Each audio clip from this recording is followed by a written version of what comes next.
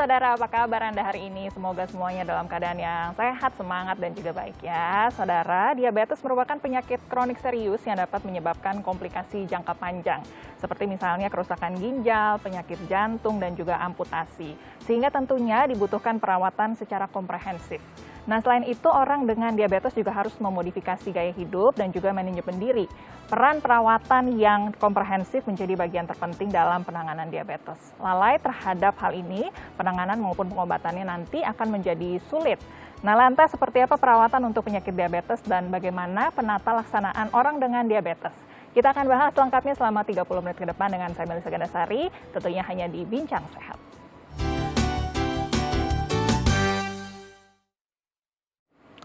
Ya, untuk membahasnya saya sedang kedatangan narasumber saya, ada Profesor Dr. Sidartawan Sugondo, spesialis penyakit dalam, konsultan endokrin, metabolik, dan diabetes, Fellow Indonesian Society of Internal Medicine, Fellow American College of Endokrinologi, selaku Chairman Diabetes Connection Care dari Eka Hospital Group. Halo, selamat datang, Prof.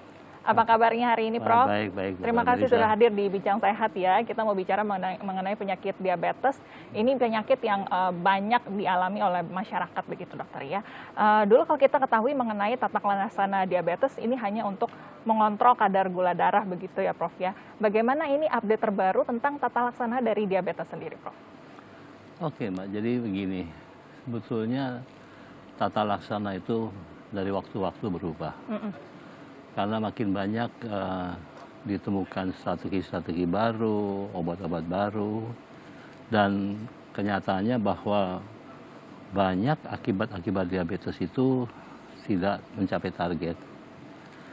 Jadi kita kalau berhadapan dengan seseorang dengan diabetes, kita belum tahu kondisi pasien ini di mana.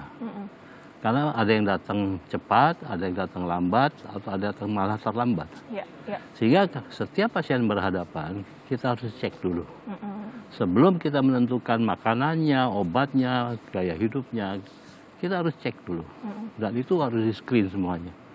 Sehingga kita cek jantungnya, cek ginjalnya, cek matanya, cek paru, semuanya. Jadi itu harus secara komprehensif, secara waktu yang singkat, dicek semuanya. Baru kita bisa menentukan what next. Jadi bukan hanya gula, karena kita tahu diabetes itu suatu penyakit yang katakanlah seumur hidup, tidak ada cerita sembuh. Sehingga kita harus merubah banyak hal. Nah, dan kalau seorang dokter nggak mungkin dia mengobatinya sendiri. Komplikasi jantung ya ke dokter jantung, ginjal ke dokter ginjal, syaraf ke dokter syaraf, mata ke dokter mata. Nah, kita sebagai konsultan endokrin, metabolik, dan diabetes, itu katakanlah sebagai yang melakukan screening ya. Setelah itu nanti kita lihat komplikasinya di mana. Karena nggak hanya gula persoalannya, ujung-ujungnya adalah kardiovaskular, jantung, pembuluh darah. Nah, itulah yang harus kita lakukan. Kalau dulu orang taunya diabetes ya penyakit gula, hanya gula aja bukan yang dirawat. Padahal ternyata kalau kita pernah dengar istilahnya mungkin ya saudara di rumah, diabetes itu ibu dari segala penyakit begitu ya dok. Awal dari diabetes bisa nyebar kemana-mana. Ini kenapa sih dokter awalnya dari diabetes kemudian bisa nyebar ke organ-organ lainnya kemudian? Ya, jadi gini, sebetulnya kadar gula darah yang tinggi itu kalau dikatakan komplikasinya yang kita cegah, kan kita nggak bisa sembuhkan. Komplikasi itu sebetulnya hanya dua hal, pembuluh darah besar, makrovaskular, pembuluh darah kecil, mikrovaskular. Cuman makrovaskular itu pembuluh darah otak, pembuluh darah jantung, pembuluh darah kaki. Mikrovaskular, pembuluh darah di mata, di ginjal, sehingga akhirnya semua organ yang kena. Nah, kan orang dengan gula tuh kadang-kadang nggak ada gejalanya, sehingga tahu-tahunya kalau udah ada gejala udah lanjut. Jadi nggak bisa kita tanya udah berapa lama, nggak tahu dia. Sehingga harus kita cek dulu. Ceknya bukan hanya gula, banyak hal yang harus kita periksa, dan itu harus secara bertahap harus dilakukan, diperiksa semua supaya kita bisa tentukan. Mengobati diabetes itu bukan hanya mengobati gula darah. Nah, itu yang sekarang seorang suka salah. Gulanya udah bagus, tapi matanya nggak diperiksa, kolesterolnya nggak diukur, atau nggak diperiksa, tekanan darah. Jadi hampir semua organ kena. Baik. Karena sering yang terjadi sebetulnya kerusakan pada organ tuh sudah terjadi kerusakan tapi nggak nampak, nggak muncul begitu dok ya, tapi ketika sudah terjadi kerusakan baru diperiksa, pada akhirnya sudah terlambat bisa dibilang begitu ya Prof ya? Iya. Baik Prof, berarti memang ada banyak sekali komplikasi yang bisa terjadi dari awalnya penyakit diabetes sehingga melibatkan banyak sekali dokter spesialis pada akhirnya begitu ya Prof ya. Kemudian di Eka Hospital ini ada Diabetes Connection Care, boleh dijelaskan di Diabetes Connection Care di Eka Hospital ini pemeriksaan apa kemudian yang dilakukan kepada seorang yang menderita diabetes? Ya, jadi kita sebut Diabetes Connection and Care itu adalah connection-nya itu dengan organ-organ yang terkena. Ya, komplikasi yang terjadi kan bisa kena jantung, kena ginjal, kena syaraf, kena mata. Dan itu tentu ada ahli-ahlinya. Ya, jadi itu adalah connection-nya. Care-nya adalah diabetes kan bisa terjadi pada anak-anak sampai remaja, sampai dewasa, sampai tua. Laki, perempuan. Tidak ada cerita dari bayi pun ada. Ya, jadi semua umur kena. Jadi itu harus kita siapkan treatmentnya. Masing-masing berbeda. Ya, jadi begitu juga harus kita siapkan. Jadi connection-nya dengan spesialis lain, care-nya adalah seluruhnya dari journey of diabetes. Ya, kita tahu tidak bisa sembuh dan diabetes itu bukan satu penyakit, ada beberapa penyakit. Yang gejalanya gula darah tinggi, sehingga obatnya pun beda-beda. Betul. Nggak bisa satu obat untuk semua. Betul. Sangat individu. Baik. Tergantung kasus per kasus, pasien per pasien pada akhirnya begitu ya Prof ya. Ketika seseorang datang ke Diabetes Connection Care, ini kemudian pemeriksaannya, kalau dulu kan kita tahu periksa kadar gula darah begitu ya, ini pemeriksaannya langsung dilakukan oleh dokter spesialis penyakit dalam, lalu di-refer ke spesialis lainnya, atau pemeriksaannya bagaimana kemudian? Jadi kalau segitu pasien datang, maka akan diterima oleh tim. Ya, ada dokter umumnya, ada internistnya, ada konsultannya. Itu dari dalam beberapa jam, ya, itu diperiksa semua. Baik. Nah, 1 hari selesai. Nah, langsung dilihat next time apa. Nah, komplikasi mana saja ada. Nah, langsung dibikin di refer ke masing-masing sesuai dengan individu tersebut. Tapi semuanya nanti akan diajarkan bagaimana hidupnya, artinya makannya, ya, bagaimana pemantauannya. Karena kan setelah ketahuan statusnya keadaannya seperti apa, maka dibikin strategi pengobatan lalu ditentukan target.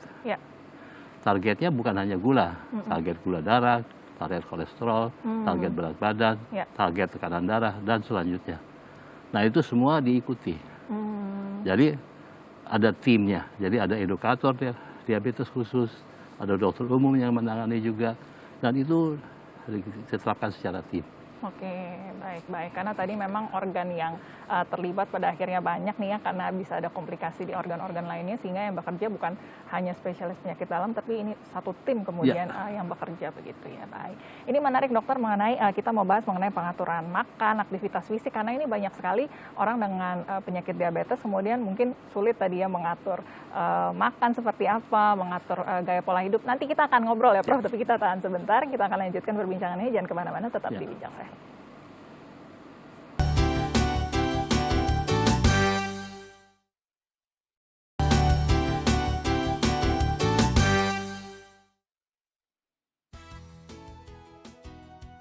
Anda kembali lagi di Bincang Sehat Saudara. Saat ini saya masih ditemani Profesor Dr. Sidartawan Sugondo, spesialis penyakit dalam, konsultan endokrin, metabolik, dan diabetes, Fellow Indonesian Society of Internal Medicine, Fellow American College of Endocrinology, selaku chairman dari Diabetes Connection Care dari Eka Hospital Group. Baik, Prof, kita lanjutkan lagi ya obrolan kita mengenai penanganan menyeluruh bagi para diabetesi. Diabetes itu mungkin bagi saudara di rumah yang belum tahu, ini orang dengan diabetes begitu ya Prof ya.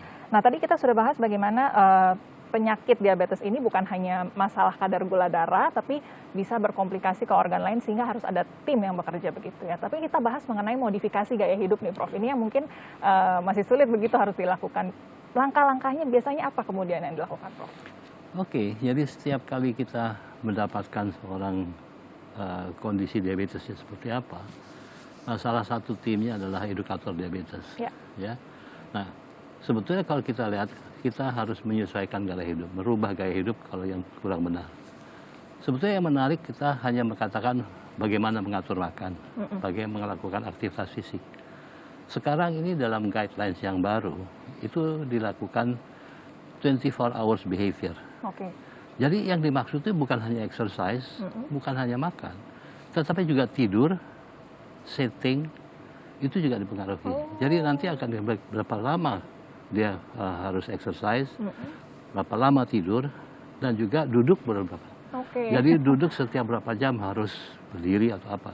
Jadi itu makin lama gaya hidup itu makin banyak guidelines-nya. Nah itulah yang akan sedang kita pelajari lagi karena ini baru saja keluar tahun ini. Ya bahwa sitting pun diatur, sleeping pun diatur, dan kita tahu bahwa mengatur makan itu bukan hanya ngurangin gula saja. Betul. Banyak sekarang ada ilmu-ilmu, ada intermittent fasting, ada ketogenic diet dan selanjutnya. Dan itu harus kita sesuaikan. Tidak begitu mudah untuk pakai diet yang baru untuk diabetes. Baik. Karena kita pada diabetes itu yang kita takut bukan hanya gula darah tinggi, tapi gula darah rendah. Itu kita lebih takut lagi. Baik. Menarik ya dok ya. Menarik sekali nih Prof. Berarti bukan hanya mengatur pola makan saja, tapi 24 jam itu betul-betul diatur sedemikian rupa. Tidur pun dia dikasih tahu. Betul. Harus berapa jam sebaiknya. Hubungannya apa tuh dari hormonnya kemudian atau nanti aktivitas di hariannya jadi berubah kalau tidurnya jadi lebih panjang atau bagaimana? Ya dikatakan kalau tidurnya dengan intermittent fasting atau sleeping itu pola hidupnya juga akan berubah dan metabolisme juga berubah. Ada yang katakan harus 16 jam. Maksudnya dalam 16 jam makan, ada yang tidurnya harus paling sedikit 6 sampai 8 jam. Nah itu juga harus diatur. Jadi kalau dan itu kan perlu penyesuaian untuk masing-masing orang. Betul. Dan kita tahu bahwa ritme seseorang justru dikatakan kalau makan 3 kali, snack 3 kali itu yang bikin orang gemuk. Sedangkan kita mengajarkannya begitu. Nah, sekarang kita harus lebih mempelajari yang baru-baru dan itu sudah dibuktikan bahwa ada penyesuaian seperti itu. Baik. Makin ruwet sebetulnya. Betul. Karena kemudian aktivitas setiap orang kan berbeda begitu ya. Ada yang mungkin dia masih full bekerja, ada yang mungkin sudah pensiunan dia waktunya lebih banyak di rumah. Jadi betul-betul disesuaikan case per case, orang per orang begitu ya Prof ya. Baik. Ini ada jabatannya sendiri begitu, seorang edukator diabetes begitu. Ini spesialis penyakit dalam atau kemudian dokter gizi atau bagaimana? Enggak, kalau edukator diabetes itu ada pendidikannya. Biasanya nurse, dietitian, GP, ada farmasis juga bisa, ada exercise physiologist juga bisa, dan itu ada pendidikannya. Jadi edukator diabetes itu kalau di luar negeri certified. Jadi di reimburse kalau di Amerika, mereka dapat gelar. Di kita belum. Tetapi sudah ada pendidikannya, sudah ada perkumpulannya, sudah ada aturannya, edukator diabetes, dan itu berkembang terus. Karena harus didampingi 24 jam, karena dokter kan nggak mungkin sendirian. Betul. Harus ada timnya, misalnya mengajar suntik. Suntikan itu nggak begitu mudah. Harus diajarin dengan baik, bukan hanya suntikannya, tetapi juga bagaimana memeriksa gula darahnya, alatnya kan macam-macam. Kalau nyuntiknya salah, memeriksanya salah, kan analisanya juga salah. Betul. Dan itu edukator diabetes yang akan mengajarkan. Itu menyuntikkan insulin begitu ya? Misalnya. Sekarang suntikan bukan hanya insulin. Ada macam-macam lagi. Jadi ada beberapa suntikan juga yang obat gula yang bukan insulin. Golongan-golongan bara itu makin ruwet. Baik, jadi memang sudah sangat berkembang sekali mengenai tata laksana pengobatan diabetes ini ya Prof ya, sangat berkembang sekali mulai dari pengaturannya, bagaimana mengatur pola gaya hidupnya ini harus mengikuti perkembangan terbaru karena supaya bisa mendapatkan pengobatan yang komprehensif pada akhirnya ya. Baik, apakah tadi Prof sempat sebutkan mengenai target yang harus dicapai begitu ya Prof ya, ini targetnya tadi kemudian setiap orang juga jadi berbeda-beda dong ya Prof ya? Betul. Ini hanya kemudian kalau dulu targetnya hanya untuk menurunkan kadar gula darah, begitu kalau saat ini apakah sampai ke tadi organ-organ yang sudah terpengaruh juga menjadi target terbaru kemudian? Jadi gini, ada istilahnya know your numbers. Angka-angka yang perlu Anda ketahui. Ujung-ujungnya adalah pencegahan komplikasi kardiovaskular renal. Sekarang malah tambah hati. Jadi organ-organ itu harus kita cegah. Sehingga kita sekarang know your numbers adalah bukan hanya gula darah yang kita lakukan, misalnya gula darah puasa antara 90-130, lalu kemudian juga kalau misalnya A1C kurang dari 7%, itu ada rata-rata 3 bulan, tetapi itu tentu individual. Lalu kemudian yang kurang diperhatikan adalah kadar kolesterol. Baik. Ya, jadi kolesterol, tekanan darah, dan berat badan. Ya. Manajemen diabetes saat ini itu pertama adalah glycemic management, gula darah. Kedua adalah weight management, berat badan. Ketiga adalah risk factors. Risk factors itu termasuk kolesterol, termasuk merokok, ya. Kemudian ada alkohol, lalu kemudian adalah reducing complications. Jadi obat-obat yang kalau dikasih obat ini bukan hanya gula yang turun, tetapi penyakit jantung dan pembuluh darah juga dicegah. Ya, jadi untuk obat penyakit tertentu, kalau orang ini dengan diabetes sudah ada kena jantungnya, ya maka obatnya beda. Belum kena jantung, obatnya beda. Jadi untuk menentukan pemilihan obat-obat itu, tentu harus kita cek jantung udah kena belum, bukan hanya tanya udah sakit jantung belum. Ya belum tahu, harus diperiksa. Yang periksa dokter jantung, bukan penyakit dalam saja. Jadi teamwork itu penting. Baik. Jadi memang menarik sekali ya bagaimana kita membahas mengenai penyakit diabetes ini, bukan hanya masalah kadar gula darah saja, tapi betul-betul saling berkaitan sehingga pengobatannya juga perlu komprehensif. Ini menarik, Prof, kita mau bahas juga mengenai tadi dari komplikasi yang terjadi, ini yang paling kita takutkan sampai ada amputasi begitu ya. Tapi kita mau bahas usai jeda bagaimana jangan sampai terjadi hal tersebut dan apakah langkah pencegahan yang bisa kita lakukan jangan sampai kita menderita diabetes. Nanti kita akan ngobrol lagi dengan Prof, jangan kemana-mana, tetap di Bincang Sehat.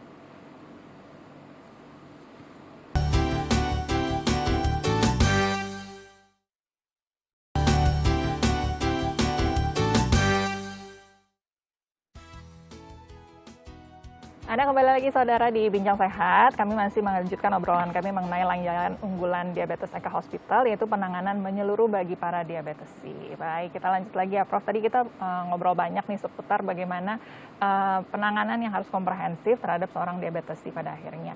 Ada komplikasi yang harus ditakutkan, ini bisa terjadi di berbagai organ. Komplikasi-komplikasi yang paling sering terjadi ini misalnya apa saja, dokter? Ya, sebetulnya yang paling sering itu adalah kardiovaskular ya, jantung dan pembuluh darah. Nah, kalau yang juga sering terjadi adalah terutama pembuluh darah kaki. Sehingga dan seringkali orang tahu kalau orang diabetes kan luka susah sembuh. Atau luka tidak tahu sehingga ujung-ujungnya amputasi. Jadi kalau kita lihat memang kalau kena jantung kan katakanlah mematikan. Tetapi kalau amputasi tidak mematikan, tapi kan menyengsarakan gitu. Betul. Jadi kita harus mencegahlah itu. Ya, kita tahu sendiri bahwa diabetes salah satu komplikasi kaki diabetes itu luka. Orang semua tahu luka susah sembuh, tapi ujung-ujungnya adalah nanti angka amputasi. Dan angka amputasi cukup tinggi, sehingga kita di DCC juga khusus konsentrasi ke arah diabetic foot care. Dan kita tahu bahwa itu sebetulnya bisa dicegah kalau bisa. Oleh karena itu kalau kita tahu bahwa pada awalnya sudah ketahuan ada pembuluh darahnya tersumbat, maka ada ahlinya yang akan memperbaiki. Itu ada bedah vaskular misalnya, ahli pembuluh darah, dan bukan penyakit dalam juga gitu. Dan itu harus dicek. Jadi jangan udah luka nggak sembuh mau amputasi baru kita ribut. Pada awalnya kita screen, kita udah bisa periksa dengan angka berat indeks, dengan beberapa alat, langsung diperiksa, langsung ketahuan. Jadi kalau dini ketahuan, maka dia tidak perlu diamputasi di kemudian hari. Syarafnya diperiksa, karena kan biasanya kan orang sudah tahu, orang luka itu nggak berasa, udah besar baru tahu, sehingga sudah terlambat. Nah kalau kita dari awal sudah screen, tahu bahwa syarafnya kena, pembuluh darahnya kena, kita bisa mencegah terjadinya amputasi pada kaki. Baik. Dan ini juga berlaku pada organ-organ lainnya tadi seperti yang kita bahas ya, dini. Prof ya. Kalau memang organ mata misalnya sudah ada kerusakan, sudah timbul gejala, itu sudah sulit untuk ditangani pada akhirnya, atau di jantung atau di ginjal tadi kemudian. Tapi kalau memang di screening dari awal sudah ketahuan ada diabetes lalu ditangani dengan lebih baik oleh spesialisnya, pada akhirnya bisa dicegah dengan lebih baik pada akhirnya begitu ya. Kalau begitu memang pentingnya screening ini menjadi hal yang baik kemudian ya Prof ya. Kita harus medical check up begitu atau melakukan pemeriksaan tuh sedini apa sih kemudian Prof? Ya, ada dua macam screening sih. Screening kalau sudah diabetes, yaitu tadi kita cari komplikasi yang terjadi. Tapi ada screening juga yang belum diabetes. Betul. Kapan? Nggak semua orang diperiksa. Ya. Tetapi kalau dalam keluarga kita ada yang diabetes, kan kita tahu bahwa diabetes itu genetik. Ya. Diabetes itu bukan satu penyakit, beberapa penyakit dengan gejala kadar gula darah tinggi. Nah, diabetes yang kita kenal ada 4 macam, tipe 1, tipe 2, tipe lain gestasional. Yang tipe 2 itu yang 90%. Ya. Nah, tipe 2 itu ya yang terjadi biasanya karena faktor genetik 90%. Ya. Jadi kalau ada penyakit gula di dalam keluarga, maka yang lain periksa. Baik. Nah, itulah dia screening awal. Nah, kalau kita katakanlah kita gemuk, dalam keluarga ada diabetes, kita ada tekanan darah tinggi katakanlah, atau ibu-ibu yang melahirkan anak di atas 4 kilo, Ya. kita screen, Baik. periksa gula darah, Baik. periksa A1C. Ya. Nah, supaya nanti ketahuan belum gula tetapi pre-diabetes, Ya. risiko jadi diabetes, kita obati supaya nggak jadi diabetesnya. Baik. Karena kalau sudah jadi diabetes, lebih susah lagi begitu Ya, Prof, kalau udah diabetes, sekali diabetes tetap diabetes. Tetap diabetes. Betul. Kalau pre-diabetes kita obati bisa jadi nggak diabetes. Bisa baik, bisa tidak diabetes. Baik. Harus mulai ngecek begitu di usia berapa kira-kira, Prof? Ya, sekarang sih lebih muda sih. Ya. Tapi kalau misalnya ya, walaupun kita masih muda, karena sekarang tipe 2 itu dulu di atas 40 tahun. Sekarang 17-20 tahun udah ada yang Udah tipe bisa 2. kena ya? Oh, udah. Baik. Kalau yang tipe 1 kan kebanyakan anak-anak. Ya. Anak-anak remaja. Tapi kalau yang tipe 2 sekarang yang dulu 40 tahun sekarang remaja pun bisa. Karena apa? Berat badan tinggi. Betul. Berat badannya lebih. Ya. Ya, apalagi zaman pandemi ini kan orang makan nggak teratur, olahraga enggak, berat badan naik. Betul. Sehingga banyak sekali diabetes yang terjadi pada awal. Baik. Angka diabetes kita kan di Indonesia udah di atas 19 juta yang Luar biasa ya, Prof ya. naik. Seperti karena tadi yang seperti kita bahas ya, bukan hanya makannya saja sekarang yang harus diatur, bahkan kadang-kadang kita kurang olahraga, tadi banyak duduk pada akhirnya pola tidurnya tidak baik. Betul, sehingga resiko bisa terkena diabetesnya ini menjadi lebih tinggi pada akhirnya ya. Sebagai penutup nih Prof, praktis bagi diabetesnya untuk mengetahui parameter yang objektif untuk mengontrol metaboliknya ini bisa dilihat dari parameter apa saja, Prof? Ya, yang saya katakan tadi, know your numbers tadi. Jadi kalau 4 hal, ya, jadi misalnya gula darah, puasa antara 90-130, A1C kurang dari 7%, lalu kemudian tekanan darah kalau bisa 120/80, ya. Lalu kadar kolesterolnya juga kalau bisa LDL jangan di atas 100, kemudian berat badan, ya, indeks massa tubuh jangan lebih dari 25 misalnya. Ya, jadi angka-angka itulah, jadi bukan hanya gula, tapi juga tekanan darah, juga kolesterol, juga berat badan. Baik, itu dia. Jadi, banyak hal. Know your numbers ya, bukan nomor handphone saja. Ya, bukan handphone aja. Patut diingat, tapi nomor-nomor ini ya, Prof, bisa kita lihat di tayangan ini adalah kadar gula darah, tekanan darah, kolesterol, dan juga berat badan kita. Ini adalah 4 parameter penting. Indeks massa tubuh ya. Yang harus kita ingat dengan baik, supaya tadi ya bisa dicegah. Tentunya tadi dengan terus juga mengatur gaya hidup, bagaimana melakukan screening awal, supaya kalau tahu ada genetik juga kita bisa tahu dari awal, sehingga langkah-langkah yang dilakukan juga bisa jadi lebih baik pada akhirnya ya. Baik, ada pesan penutup bagi saudara di rumah mungkin Prof ingin disampaikan, silakan. Ya, sebetulnya kita lihat bahwa selama pandemi ini kan pola gaya hidup kita berubah. Ya, walaupun masih pandemi, tetaplah berolahraga, aturlah makan, cukuplah istirahat, ya, makan pada waktunya. Dan seperti itulah, ya, cegah berat badan naik. Kalau berat badan naik, risiko jadi diabetes lebih besar, apalagi di dalam keluarga ada diabetes. Itu saja. Baik, jadi memang kita sendiri yang bisa menjaga ya diri kita dan juga keluarga. Semoga bisa menjadi inspirasi dan juga pengetahuan bagi Anda di rumah. Terima kasih Prof untuk waktunya hari ini, sehat selalu. Semoga perbincangan tadi bisa jadi informasi yang bermanfaat juga untuk Anda di rumah. Saudara, terima kasih untuk kebersamaan Anda. Kami harus pamit undur diri. Semoga perbincangan tadi bisa menjadi perbincangan yang bermanfaat untuk Anda. Saya ingatkan selalu untuk tetap menjaga protokol kesehatan dimanapun Anda berada. Selamat melanjutkan aktivitas, sampai jumpa.